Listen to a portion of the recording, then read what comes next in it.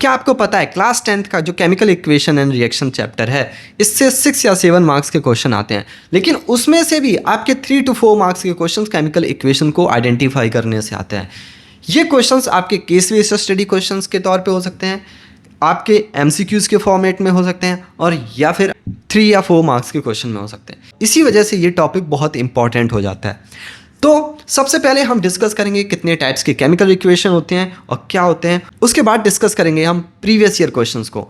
जैसा कि आपको पता है कि हमने एक सीरीज स्टार्ट किया है जहां हर एक टॉपिक्स के प्रीवियस ईयर क्वेश्चंस डिस्कस करते हैं। तो अगर आपने अभी तक पहला वीडियो नहीं देखा है तो प्लेलिस्ट में जाकर के आप पहला वीडियो देख लें। तो शुरू करते हैं। तो हम पढ़ने वाले हैं सबसे पहले what is chemical reaction, why chemical reaction classify into different types, how to identify each of the form of chemical equation. इस वीडियो के अंत तक आपको मैं पूरे कमिटमेंट के साथ कह सकता हूँ केमिकल रिएक्शन को आइडेंटिफाई करने के क्वेश्चंस आपके कभी गलत नहीं होंगे।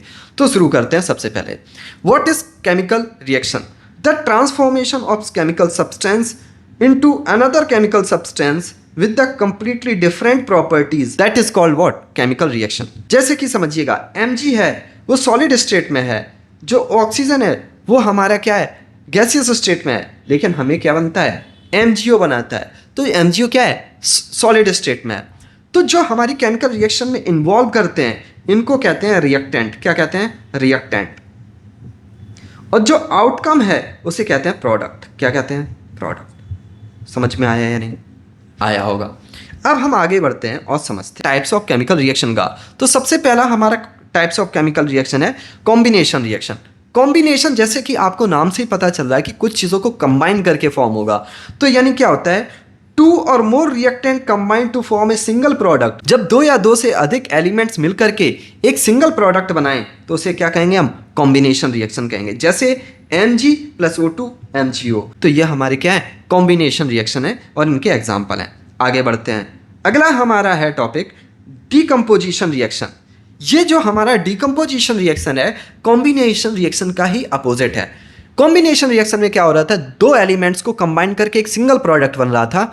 यहाँ एक सिंगल रिएक्टेंट 2 प्रोडक्ट में ब्रेक डाउन हो जाएगा। तो 1 कंपाउंड डीकम्पोज इनटू 2 और more compound elements that is called what decomposition reaction. जैसे AB है वो ब्रेक डाउन हो जाएगा A एंड B में।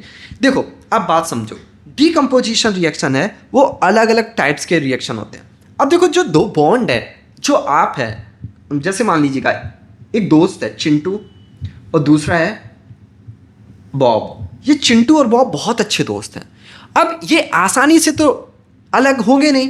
कैसे अलग होंगे, कुछ तीसरा पर्सन आ जाए तो वो जो तीसरा पर्सन की वजह से जो रिएक्शन होंगे हम उसी को नाम देते हैं।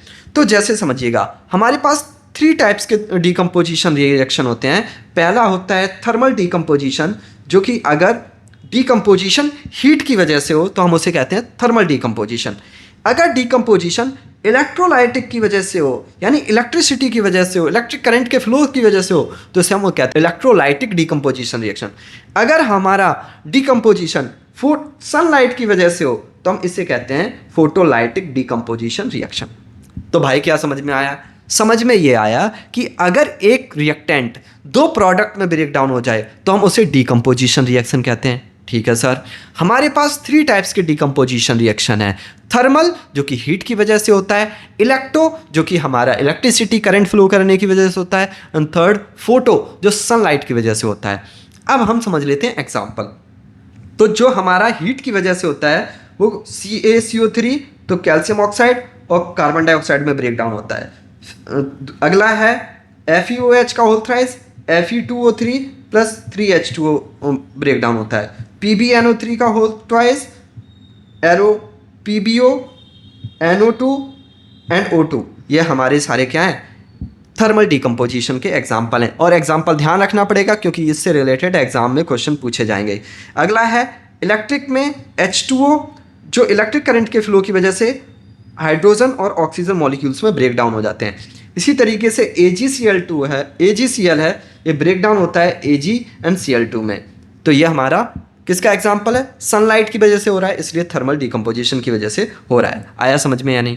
अब यहाँ एक बहुत इंपॉर्टेंट पॉइंट्स है, जो हमारा डिकम्पोजिशन होता है फोटो की वजह से, यानी जो हमारा फोटोलाइटिक डिकम्पोजिशन रिएक्शन होता है उसका क्या होता है, इसका जो कलर होता है AgCl2 का, ये हमारा वाइट सिल्वर होता है, और जो कलर चेंज होता है Ag, ये ग्रे में कन्वर्ट हो जाता है। यहाँ से क्वेश्चंस आता ही आता है, मोस्ट इंपॉर्टेंट क्वेश्चन है, और आप आगे देखेंगे प्रीवियस ईयर क्वेश्चन में जरूर इस तरीके से क्वेश्चन मिलेगा।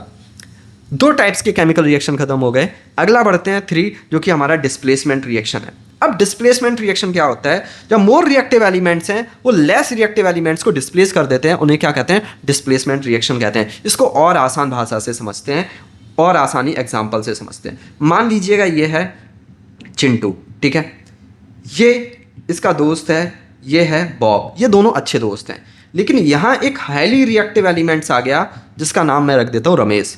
अब इसने क्या किया, चिंटू जो बेचारा था इसको डिप्लेस कर दिया, इसने अलग कर दिया। जैसे ही आप देखते हैं क्लास में जो हाईली रिएक्टिव एलिमेंट्स हैं, जो राउडी टाइप्स के हैं, वो सीधे साधे बच्चों को डिस्प्लेस कर देते हैं, सीट से हटा देते हैं। तो सिंपल सा एग्जांपल रखते हैं, है ना। तो वही इसी तरीके से जो ए एलिमेंट्स हैं और बी सी है, तो ए है वो हाईली रिएक्टिव एलिमेंट्स है, बी को रिप्लेस कर देता है। समझ में आया है नहीं? तो ये रिएक्टिविटी सीरीज हम जब पढ़ेंगे मेटल एंड नॉन मेटल में, तब आपके और अच्छे से क्लियर होगा। तो हाईली रिएक्टिव एलिमेंट्स होते हैं वो लेस रिएक्टिव एलिमेंट्स को डिस्प्लेस कर देते हैं, ये बात अपने दिमाग में रखना। जैसे Zn प्लस HCl, ये ZnCl2 प्लस H2, तो यहाँ क्या है, Zn ने H को रिप्लेस कर दिया तो ZnCl2 बनाता है। इसी तरीके से ZnCuSO4, तो ZnSO4 बनाया है और कॉपर को डिस्प्लेस कर दिया, क्योंकि जिंक है वो कॉपर से मोर रिएक्टिव एलिमेंट्स है। आया समझ में या नहीं? आई होप आपको समझ में आया होगा। अब डबल डिस्प्लेसमेंट रिएक्शन क्या है, यहाँ सेम चीज़ है। यहाँ क्या होते हैं, 4 एलिमेंट्स हैं, वो जो मोर रिएक्टिव एलिमेंट्स हैं वो लेस रिएक्टिव एलिमेंट्स को डिस्प्लेस कर देते हैं। तो जैसे BaCl2 है, Na2SO4 है, तो ये Ba के साथ बन जाएगा BaSO4 और Na के साथ बन जाएगा NaCl। आया समझ में या नहीं? ये हमारा किसका एग्जाम्पल है, डबल डिस्प्लेसमेंट का एग्जाम्पल है। अब सर हमें कैसे पता चलेगा कि डबल डिस्प्लेसमेंट और सिंगल डिस्प्लेसमेंट या फिर डिस्प्लेसमेंट में क्या डिफरेंस है, आगे हम डिस्कस करेंगे, परेशान नहीं होना। अब हम आगे बढ़ते हैं oxidation reaction and reduction reaction.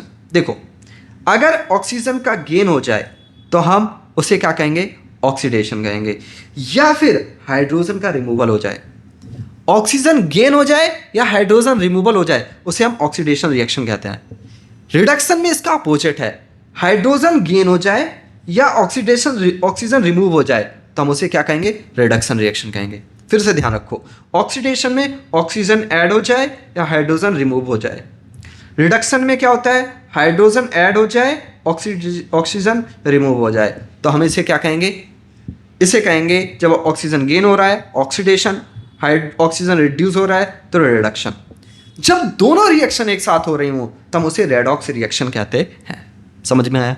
जब ऑक्सीडेशन एंड रिडक्शन दोनों एक साथ हो रही हो तो हम उसे रेडॉक्स रिएक्शन कहते हैं। जैसे कि समझिएगा, CuO है, अब CuO कॉपर ऑक्साइड था, यहाँ कॉपर रह गया, ऑक्सीजन कम हो गया या नहीं? हो गया सर।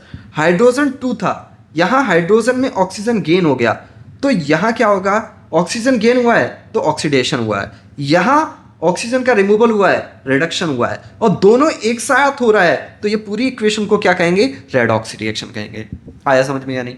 अगला एक और एग्जांपल समझते हैं। ZnO ऑक्सीजन था, यहाँ से ऑक्सीजन रिमूव हो गया ZnO, तो क्या हुआ, रिडक्शन हुआ।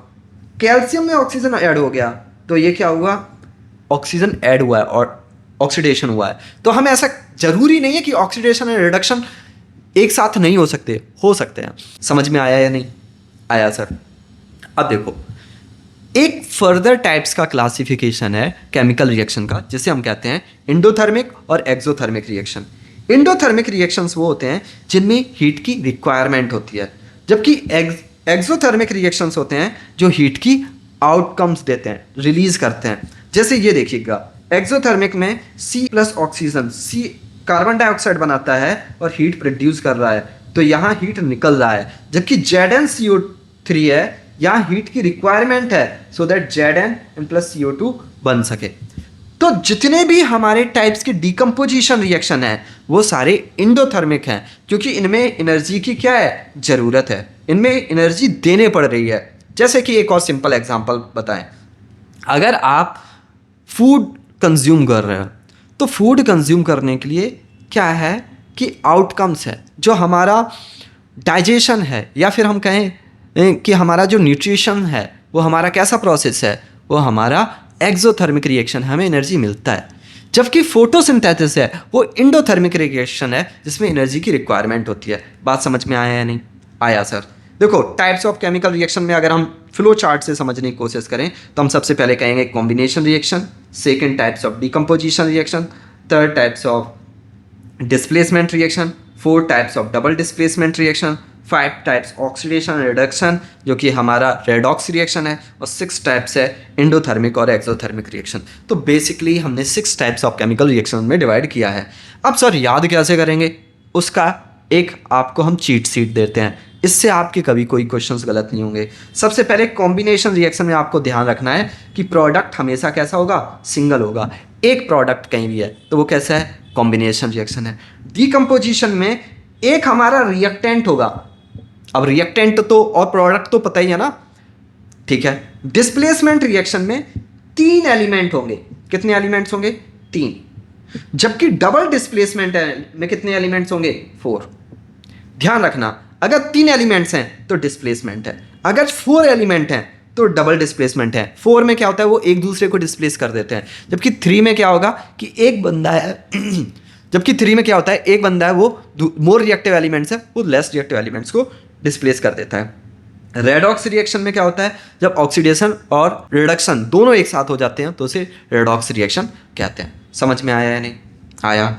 अगर आया तो आप इसको अपने आंसर्स हैं, ये सारे 6 क्वेश्चंस के आंसर आपको कमेंट बॉक्स में लिखें, और जिसके भी आंसर सही होंगे उसको हम कमेंट बॉक्स में पिन कर देंगे। अब हम आगे बढ़ते हैं और समझते हैं प्रीवियस ईयर क्वेश्चंस को, एक एक करके हम सॉल्व करते हैं।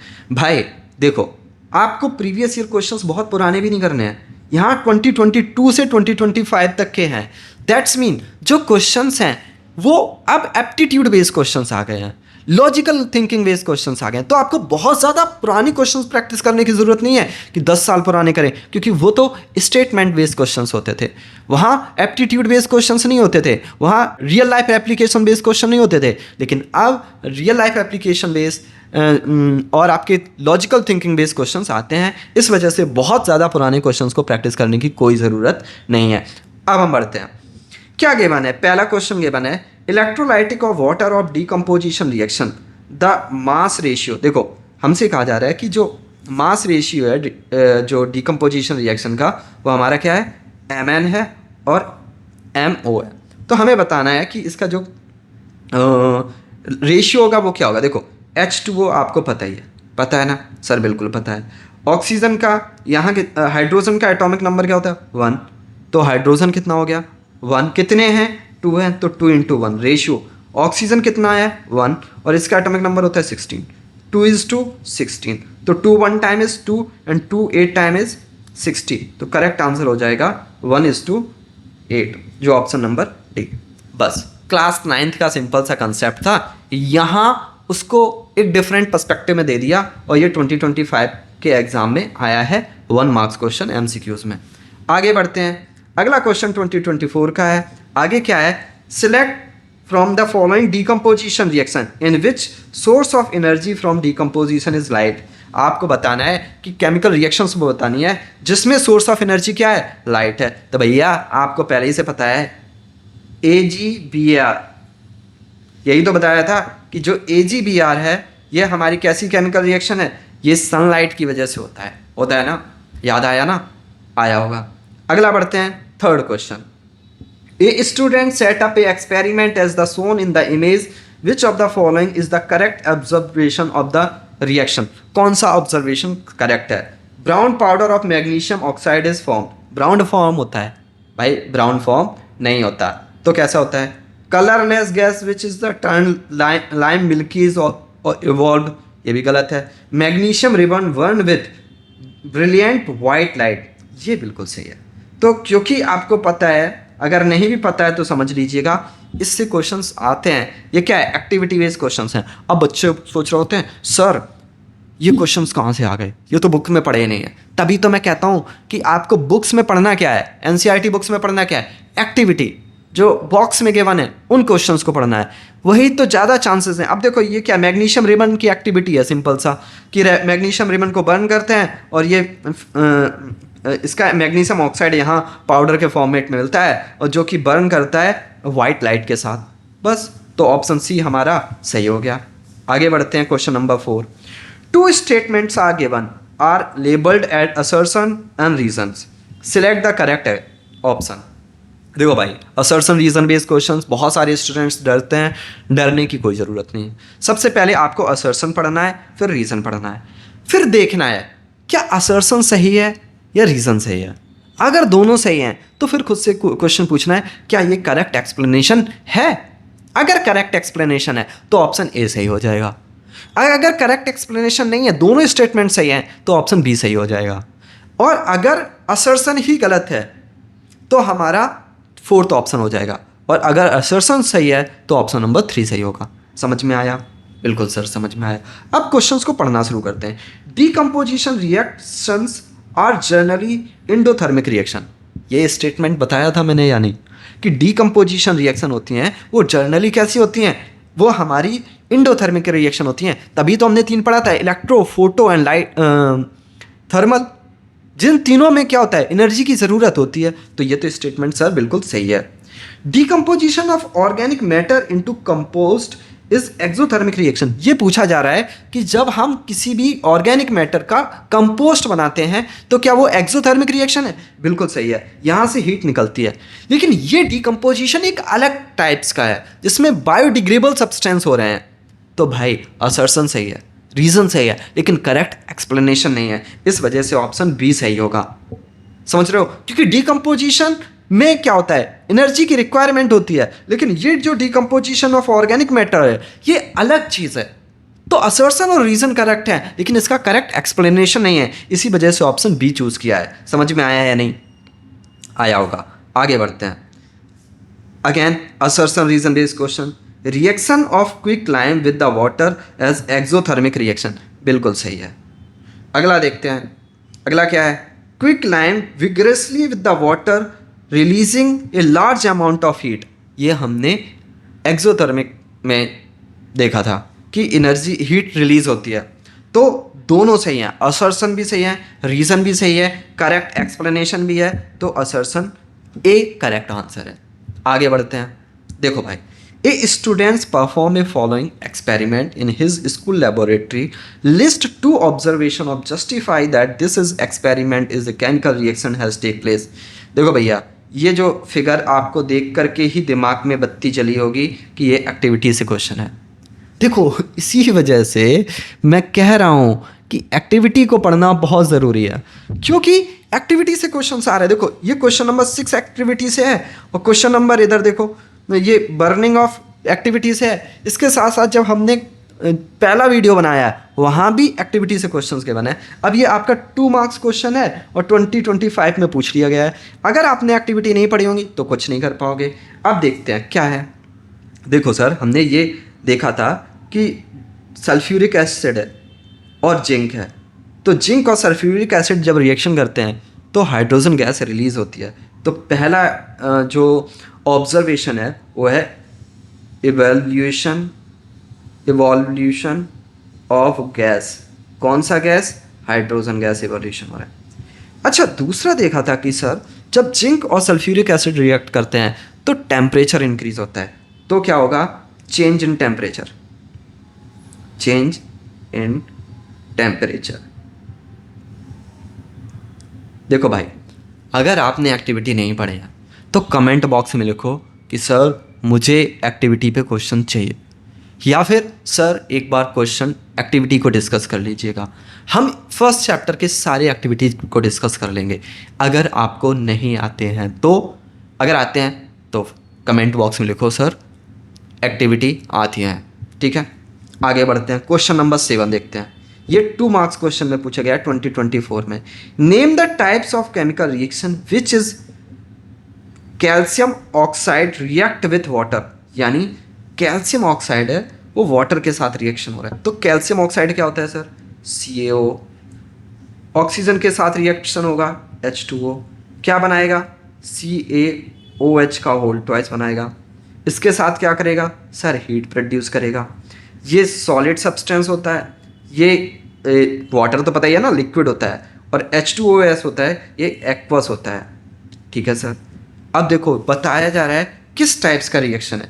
भैया पहले देखो, ये एलिमेंट्स क्या हो रहे हैं, कंबाइन हो रहे हैं, कंबाइन हो रहे हैं, सिंगल प्रोडक्ट बन रहा है, तो हम कह सकते हैं पहला सर ये कॉम्बिनेशन रिएक्शन है, कॉम्बिनेशन रिएक्शन है। सर यहाँ हीट प्रोड्यूस हो रही, तो आप एक्सोथर्मिक भी लिख सकते हो, एक्सोथर्मिक रिएक्शन है, एक्सोथर्मिक रिएक्शन है। समझ में आ रहा है? तो ये आपके ऊपर है, आप कॉम्बिनेशन भी लिखोगे, एक्सोथर्मिक भी लिखोगे, तब भी दोनों सही है। ठीक है, तो बैलेंस केमिकल इक्वेशन ये रहा भाई, ये बैलेंस केमिकल इक्वेशन हमने लिखा है। तो ये हमारी रिएक्शन हो गए। टाइप्स ऑफ रिएक्शन में आप कॉम्बिनेशन लिख दो या एक्सोथर्मिक लिख दो, और बैलेंस केमिकल इक्वेशन ही है। 2 लाइन में लिखना है, आपको कहानी नहीं लिखनी है, और टीचर मार्क्स देगा, फुल मार्क्स देगा। ठीक है, आगे बढ़ते हैं। अगला है answer the following, define A double displacement reaction. आपको बताना है डबल डिस्प्लेसमेंट रिएक्शन क्या होता है। कमेंट बॉक्स में आपको टाइप करके लिखना है डबल डिस्प्लेसमेंट रिएक्शन क्या होता है। ये क्वेश्चन आपके लिए है, क्योंकि डेफिनेशन तो हमने शुरू में ही डिस्कस किया था। अगला, write a chemical equation of double displacement reaction with also precipitation reaction. अब भाई आपको प्रिटिसिपेशन पता है क्या होता है? जब रिएक्शन के दौरान सॉलिड क्रिस्टल्स अगर क्रिएट हो जाएं तो उन्हें हम प्रिटिसिपेट कहते हैं। ठीक है सर, नहीं पता था, पता चल गया।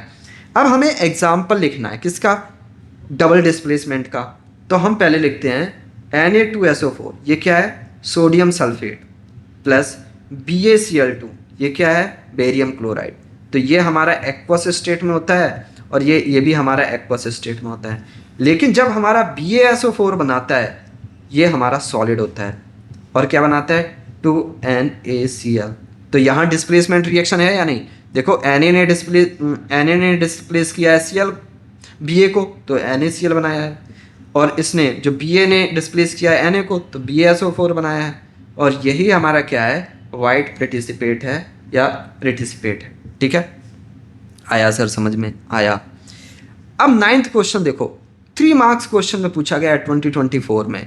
Right one chemical equation to reaction in which following have take place.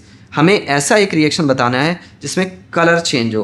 तो सर हमें याद है Fe यानी आयरन जो सॉलिड होता है वो CuSO4 कॉपर सल्फेट के साथ रिएक्शन करता है जो एक्वस होता है, तो क्या बनाता है, FeSO4 बनाता है, FeSO4 बनाता है, और कॉपर बनाता है, ये सॉलिड होता है, FeSO4 एक्वस होता है। ठीक है सर, तो यहाँ चेंज, कलर चेंज होता है। कैसा सर, ये ब्लू होता है ना, ये ब्लू से कलर चेंज हो जाता है लाइट ग्रीन। ठीक है सर, चेंज इन टेम्परेचर वाला कोई रिएक्शन बताओ। अभी तो देखा था कि कैल्शियम ऑक्साइड होता है, वो वाटर के साथ रिएक्शन करके कैल्शियम ऑक्साइड CaOH का होल ट्वाइस बनाता है, और प्लस एक्वस सब्सटेंस बनाता है। ठीक है सर, फॉर्मेशन ऑफ प्रिटिसिपेट, देखो यही तो रिएक्शन लिखा था अभी, फॉर्मेशन ऑफ प्रिटिसिपेट, यही फिर से लिख दो। देख रहे हो, एक चीज़ कंप्लीट करने से कितने आसानी से बाकी की चीज़ें आप कर सकते हो। लास्ट क्वेश्चन है, while electrolysing water before passing the current some drop of an acid added why. देखो, हम इलेक्ट्रोलाइटिक करने से पहले, यानी इलेक्ट्रिसिटी वाटर में फ्लो करने से पहले, हम कुछ वाटर की में एसिड की बूंदे क्यों डालते हैं, और उसका नाम बताओ। ठीक है सर, तो सबसे पहले name the gases liberated at the cathode and anode. देखो हमें उन गैसेस का बताना है जो कैथोड और एनोड पर बनते हैं। Right the relationship between the volume of the gas off the anode and volume of the gases in cathode. देखो भाई, एक एक करके हम सारी चीज़ों को समझते हैं। तो सबसे पहले हम समझते हैं कि एसिड में ड्रॉप्स क्यों डाले जाते हैं। देखो, वाटर होता है, जो प्योर वाटर होता है वो इलेक्ट्रिसिटी का पुअर कंडक्टर होता है, तो हम उसमें एसिड की कुछ ड्रॉपलेट्स डालते हैं सो दैट कि वो वाटर का गुड कंडक्टर बन जाए। तो हम कैसे लिखेंगे, pure form of water is a poor conductor of electricity, that's why we add some acid droplets. और ये एसिड का क्या नाम हो सकता है, sulphuric acid, that's why we put the some drops of sulphuric acid so that it's become the good conductor of electricity. तो पहले क्वेश्चन का आंसर हो गया। दूसरा क्या पूछा जा रहा है, कैथोड और एनोड पर क्या होगा। देखो कैथोड पर होगा भाई कैथोड क्या होता है? निगेटिव, निगेटिव पर होगा H2। एनोड क्या होता है? पॉजिटिव, पॉजिटिव पर होगा ऑक्सीजन। अब फिर से देख लो, हाइड्रोजन के 2 मॉलिक्यूल्स हैं, ऑक्सीजन के 1 मॉलिक्यूल्स हैं, तो इनका जो वॉल्यूम का रेशियो होगा, रिलेशन होगा, वो 2:1 होगा। आया समझ में या नहीं आया? अगला क्वेश्चन पढ़ते हैं। What is the when silver chloride is expose to the sunlight. जब सिल्वर क्लोराइड है 2AgCl है, इसको सनलाइट में रखने पर क्या होगा? तो ये बनेगा 2Ag + Cl2। तो अभी जो सिल्वर क्लोराइड का वाइट सिल्वर कलर था, ये कलर हो जाएगा ग्रे। कैसा हो जाएगा? ग्रे। तो कलर चेंज हो जाता है, वाइट से क्या हो जाएगा? ग्रे हो जाएगा। तो ये 10 क्वेश्चंस के साथ आपके प्रीवियस ईयर कंप्लीट हुए। तो अभी मैं क्या कर रहा हूँ, मैं हर एक टॉपिक्स को ले रहा हूँ, उस टॉपिक से पिछले 5 सालों में पूछे गए प्रीवियस ईयर क्वेश्चंस को डिस्कस कर रहा हूँ। अगर आपको ये सीरीज़ पसंद आ रही है तो आप अपने फ्रेंड्स के साथ शेयर करें और मुझे बताएं कि अगला टॉपिक कौन सा पढ़ना चाहते हैं। और ये जो सीरीज़ है वो आपकी चाहे PT1 एग्ज़ाम हो या फिर आपके बोर्ड एग्ज़ाम हो, दोनों एग्ज़ाम के लिए हेल्पफुल होने वाली है। तो आज के लिए इतना ही, मिलते हैं अगली क्लास में। Thanks for joining, have a great day, bye, take care.